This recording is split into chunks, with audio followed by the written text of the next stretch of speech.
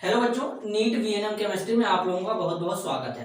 तो बच्चों, बहुत बार मैंने एग्जाम में देखा, पेपर में चेक किया तो नीट के एग्जाम में, जेई के एग्जाम में बहुत ही जबरदस्त क्वेश्चन पूछा हुआ था, वो भी इस टॉपिक से रिलेटेड। और वो भी मैंने देखा तो एक ही क्वेश्चन बार बार रिपीट है भाई साहब, एक ही क्वेश्चन बार बार रिपीट है।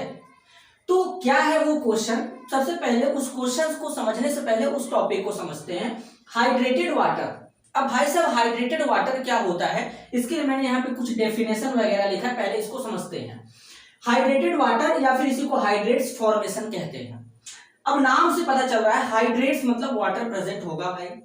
फ्रॉम एक्वस सोल्यूशन, यहाँ पर एक्वस सोल्यूशन की बात चल रही है, जब कोई चीज पानी में घोला जाता है, डिसॉल्व किया जाता है तब। तो from aqueous solution many salt can be crystallise, मतलब कहने का मतलब कि जब एक्वस सोल्यूशन में ऐसे बहुत सारे साल्ट होते हैं, जब वो जाते हैं तो वो क्रिस्टलाइज हो जाते हैं भाई। क्या जाते हैं? क्रिस्टलाइज एज हाइड्रेटेड साल्ट, मतलब हाइड्रेटेड साल्ट के फॉर्म में क्रिस्टलाइज हो जाते हैं, मतलब उनके क्रिस्टल में वाटर के मॉलिक्यूल फंस जाते हैं।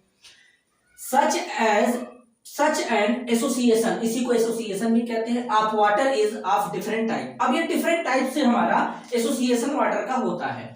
अब जैसे पहला मैंने यहाँ पे लिखा है कोऑर्डिनेटेड वाटर।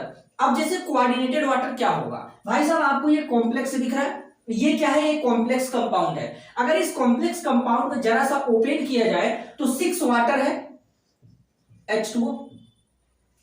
यहां पे आपको 6 वाटर इस तरीके से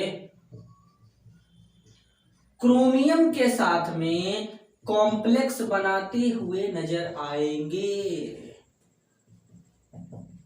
तो यहां पर क्या देखने के लिए मिला कि जो 6 वाटर है वो क्रोमियम के साथ में कोऑर्डिनेशन बॉन्ड बना रहा है।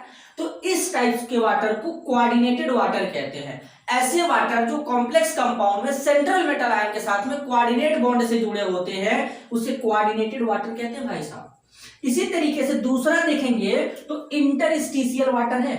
अब इंटरस्टिशियल वाटर का मतलब है कि जैसे BaCl2 के क्रिस्टल के साथ में 2 वाटर के मॉलिक्यूल लग करके आएंगे, तो BaCl2 के क्रिस्टल में इंटरस्टिशियल साइड में 2 वाटर के मॉलिक्यूल फंसे हैं, इसे इंटरस्टिशियल वाटर बोलेंगे। इसी तरीके से हाइड्रोजन बॉन्डेड वाटर भी होता है, और जो बहुत बार क्वेश्चन पूछा गया है ये हाइड्रोजन बॉन्डेड से ही पूछा गया है। क्वेश्चन क्या था? क्वेश्चन ये था भाई साहब, copper sulphate pentahydrate CuSO4 5H2O। बोला गया था कि CuSO4 5H2O में कितने वाटर के मॉलिक्यूल हाइड्रोजन बॉन्डेड हैं। ये क्वेश्चन आया था, कई बार आ चुका है। तो मैं आपको बताना चाहूंगा कि जो कॉपर सल्फेट पेंटाहाइड्रेट में जो हाइड्रोजन बॉन्डेड वाटर के मॉलिक्यूल है वो कितने हैं? केवल 1 है। क्यों? क्योंकि इसको लिखने का तरीका देखो ये भी है।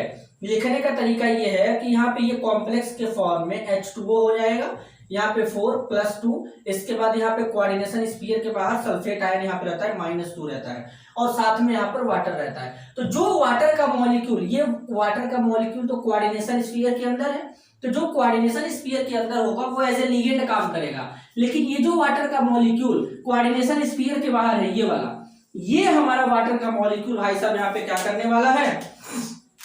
ये वाटर का मॉलिक्यूल यहाँ पे क्या करने वाला है? हाइड्रोजन बॉन्ड बनाने वाला है। तो कॉपर सल्फेट पेंटाहाइड्रेट में केवल 1 वाटर का मॉलिक्यूल हाइड्रोजन बॉन्डेड होता है, तो इसका फाइनल आंसर होगा 1।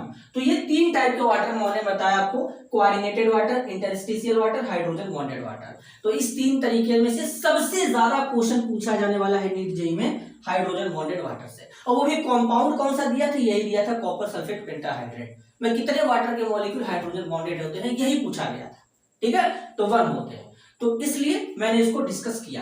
तो मेरे हिसाब से ये टॉपिक तुम लोगों को क्लियर हो गया होगा एकदम अच्छे से। तो आज के लिए बस इतना ही, मिलते हैं अगले वीडियो में, तब तक के लिए धन्यवाद, नमस्कार।